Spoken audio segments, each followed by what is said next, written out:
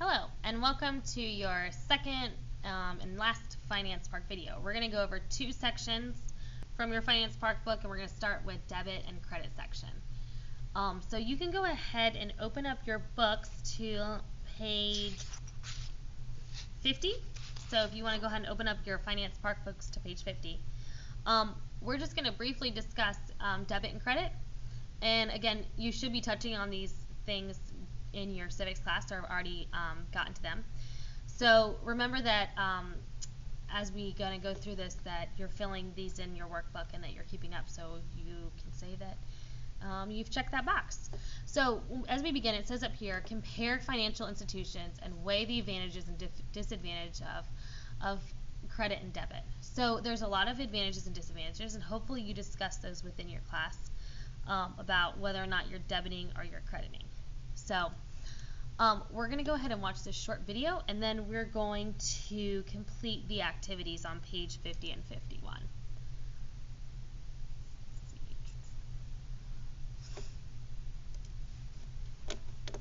Credit and debit, two very different cards. All right, so let's talk about credit and debit cards. Both are used in place of cash to pay for things you buy.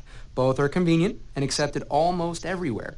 Both are made of plastic and probably, in your wallet right now.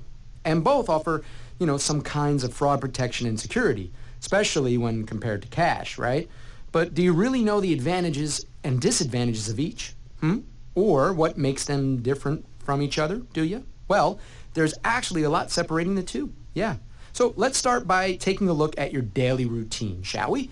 Okay, this is fun. Say you're out and about and you stop for a cup of coffee. Latte, my fave, because, you like to treat yourself, right? You deserve it. You get to the register, pull out your wallet, and the cashier asks you credit or debit. Here's the thing. It's a question we hear almost every day, but don't really think about that much. What's the difference between the two? Which one should we use and when? And most importantly, why is it so important to know the difference? All great questions. And the best way to answer them is to take a look at the pros and cons associated with each. But first, let's, clearly define each type of card. A debit card is a payment method that's linked to your bank account. So the money you spend comes right out of your own personal checking or savings account. Easy breezy. A credit card is also a payment method, but instead of tapping into your own money, your purchase is paid for temporarily using someone else's money, like the bank or card issuer. This, of course, comes at a price, interest. Okay, now for the pros and cons. Let's start with debit. After you swipe that debit card, money is automatically taken out of your account. Yeah, so in this way, it's a lot like using cash, except more convenient since you don't have to carry cash, any of it. Plus, it's also great for keeping track of what you spend, because if you're enrolled in online banking, you can review your transactions online, or you can always check your balance at the ATM. Oh, and speaking of ATMs, let's say you need some paper money. Well, your debit card, it's usually combined with your ATM card, meaning if you have money in your account, you can usually get cash wherever you can find an ATM, which these days is pretty much everywhere. But remember, to avoid those ATM fees, be sure to use your own bank's ATM. Another plus is that many stores, they allow you to take cash out at the register. Yeah, all you need to do is use your PIN. But good question. Here we go. What if you leave your card at the register or it falls out of your pocket somewhere along the way? Can anyone just pick it up and start making cash withdrawals too? Well, thanks to your PIN number, most likely they can't. No, your PIN is an identification code that adds a layer of security, making it difficult for anyone to access your money. It's important to safeguard your PIN to keep your money safe, so don't give it to anyone. And in those cases where, let's say, someone gets hold of your debit card and uses it for something where your PIN isn't required, well, luckily, most banks have some kind of fraud protection policy in place that can help protect you if this happens. And here's one more benefit of your debit card. You don't pay interest on your purchases like you would with a credit card. So your latte may be overpriced, but as long as you have sufficient funds in your account, you only pay the price that's listed, making your debit card a great way to avoid the interest that can come with buying on credit. So, those are the pros. Debit is convenient, secure, interest-free, and some people find it easier to keep a budget. Now, let's talk about a few of those cons. First, your card can be declined. This happens when you don't have enough cash in your account to cover your purchase. Getting declined happens sometimes, even to the best of us. And while not being able to complete a purchase can be frustrating, it does protect you from spending the money you don't currently have. Do keep in mind that some banks allow customers to overdraw their checking accounts for a fee. If you think this might be a useful feature for you, check with your bank to find out their specific policies. Okay, so now let's rewind a little bit and talk about credit cards. Some people think of credit cards as working kind of like like short-term loans, because essentially you're borrowing money from a bank or card issuer to pay for your purchase. And when it's that time to settle up, if you've carried a balance from one billing cycle to the next, you're most likely going to have to pay interest. In addition to being useful for making everyday purchases, a credit card can really come in handy in emergency situations when you're short on cash. So let's say you find yourself stranded on the side of the road because a big old pothole just took out a couple of tires. A credit card is a good thing to use for a tow and new rubber. The thing to remember is you'll have to pay for it later. And speaking of paying, when you pay your credit card bills on time, guess what? Good things happen to your credit overall. In fact, if you pay your bills on time, stay within your credit limit, and pay more than the minimum balance on your card, you can improve how your credit is evaluated. That's huge. And that might qualify you for lower interest rates on loans and credit cards, which is great news if you're looking to take out a mortgage or something like an auto loan in the future. Lots of credit cards come with extra perks too, like grace periods that allow you to make purchases without interest as long as your balance is paid in full each month. Or rewards points that can be used for all sorts of things, like airline miles or hotel stays. And some cards even offer cash back every month. In fact, if you already carry a credit card, you might be missing out on features you don't know about. Things like travel insurance or purchase protection. That's a great one. That can really come in handy when you're buying a big ticket item like a brand new washing machine or a cool laptop. In fact, when something goes wrong with a purchase, a call to your credit card company can make the difference between you fighting to get your purchase refunded or replaced on your own and having the power of a big company on your side to help you out, which is nice. Fraud protection is another big benefit of a credit card. Well, say someone gets hold of your card and uses it. You might not be liable for what they buy with your good name. And this is true of debit cards as well, but the policies, they might be different. So as you can see, there are clearly many benefits to using credit cards, but there are some potential downsides as well. And those typically come about when you don't use your card responsibly, like when you miss a payment. You'll be hit with late fees, and your annual percentage rate, or APR, can also rise. Even worse, it can have a negative effect on your credit. You should also be careful about going over your credit card's limit, because if you do, you'll likely pay for it in fees. Another thing to look out for is overspending. Some cards, they'll give you pretty high spending limits, and without discipline, you can end up spending your way into a place where you may not want to be. Unnecessary debt. Hey, and that's a hole that can be hard to climb out of. So credit or debit, the choice is yours. And that's what we're really talking about here, making a smart decision and understanding the pros and cons that come with each. So the next time you're standing at that register, you'll know that whichever card you decide to use, you'll be using the one that's right for you. It's the kind of knowledge that helps you sleep better at night, unlike that extra large latte you just bought yourself.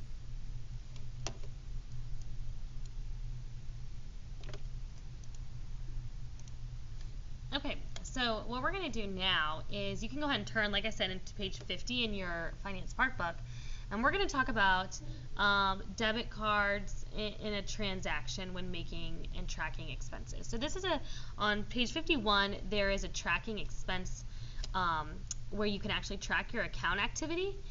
And we're just going to fill this in as the tasks listed right up here.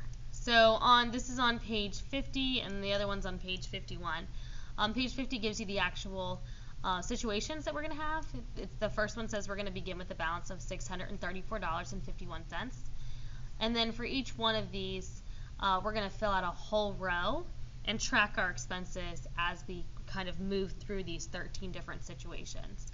So for the first one here, it says on April 14th, you write a check number $3,456 to a family member in the amount of $25. The check is a birthday gift. So this is important because these are the kind of language that we're going to use to help you when you write your description. It's really helpful to write a description when you're monitoring your account, so that way you go, what was that money for again? Oh yeah, that's right, it was for the birthday gift or whatever. So for this, we're going to go ahead and fill out April 14th, so that would be 414, and we can just do it for this year, 16. And the check number, that's what's going to go in this spot here, is 3456. And this you can say like B-Day gift or whatever, something that would trigger your brain to remember what that was for. Sometimes it's even helpful to write down if you gave a check to somebody, who you gave it to. And in this situation, when they talk about debit or credit, this is either debiting, which is taking out from our account, or crediting. And don't think of it like as a credit card, but they're actually using the language credit to describe you get credited, which means you get money put back in. So debit means we're going to take it out, and the credit is just like, this is basically like withdrawal, and this is our deposits here. So our birthday gift would be a withdrawal because we had to pay. So it's $25. And if we subtract that from this, we end up with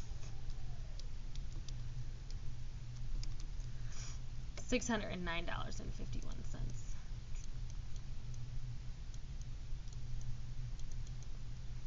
And so you're going to go ahead and follow the rest of the situations on page 50 and continue to fill out your account activity check registry sheet.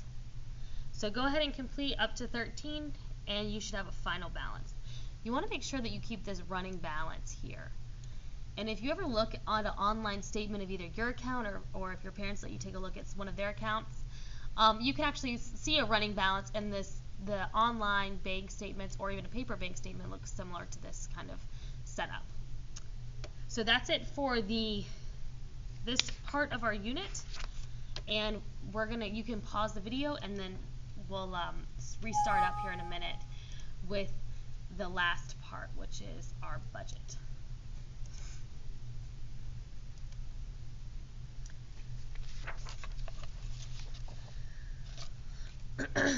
Excuse me. All right, so we're going to go ahead and flip. Once you finish with that page, flip to page 73 in your workbook, and we're going to talk about Caleb's budget.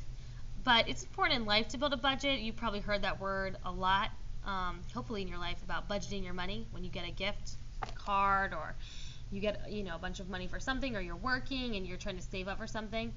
It's just good to start planning for a budget as you get older, and then when you have to be an adult and make your own decisions about all the types of bills and purchases and goals and things like that, you'll have a budget ready. Okay, so when you're creating a budget, there's a couple things to keep in mind. Determine your net monthly income. Remember, that's your take-home pay, what we calculated earlier. Categorize your expenditures. So make sure that you're thinking about what kind of categories are you going to have. Like, for example, you might have like your housing expenses, your fun money, money that you would use to go out to dinner to see friends, or go to the movies, or go shopping. And then maybe like your necessary bills or other types of things. Then you need to think about distributing your funds to meet the needs and obligations. So remember, needs come first before your wants. And determine your discretionary income, or the income that you can use to kind of, that you have kind of left over after those needs are met. What to do with it. So we're going to look at, like I said, on page 73, Caleb's budget. I'm just going to kind of briefly talk about this, and then I'm going to let you calculate this last part. It's very similar to what we did earlier in the finance park book. So if you need to flip backwards, double check to make sure it's right, you can go to page 19, and that kind of goes over similar stuff as far as how to calculate his income. Most of this is revolving around different types of things that he has to spend his money on. So it says Caleb's a junior at JA Enterprise High School. He plays rugby, has a part-time job at a local fast food restaurant, and works 20 hours a week for $7.60 an hour. His gross monthly income, remember that's before taxes, is $608. His take-home pay is $501.64. In his spare time, he also walks a dog belonging to an elderly neighbor, and he earns additional $40 a month for that chore. And then it kind of goes into some things that he owes. So Caleb has to pay his own insurance, which is usually pretty high when you're a teenager, so it's $110 a month. And his gas and maintenance expenditures are about $65 a month. So these are all things that he's having to pay using that money that he makes from his jobs. He also has a cell phone, and he pays his parents $30 a month for his share of the family plan. In 3 weeks, he plans to take a trip to Six Flags. It's going to cost him $50 to get in, and he wants $35 for meals and $50 just in case something happens or incidentals.